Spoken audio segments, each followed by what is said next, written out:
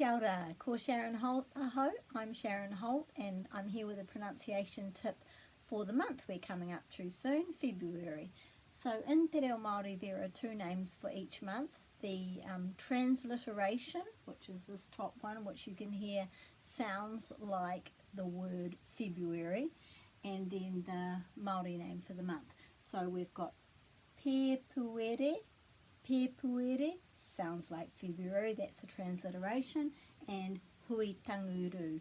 So I'm going to show you how to make sure that you're pronouncing them correctly by putting a break, as we always do, after every vowel.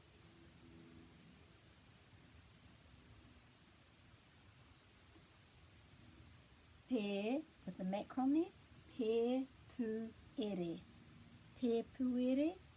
Pepuere, and the emphasis would be on the pe, the first syllable, because it's got a macron. Pepuere. And then we've got hui tanguru. Hui tanguru. Hui tanguru.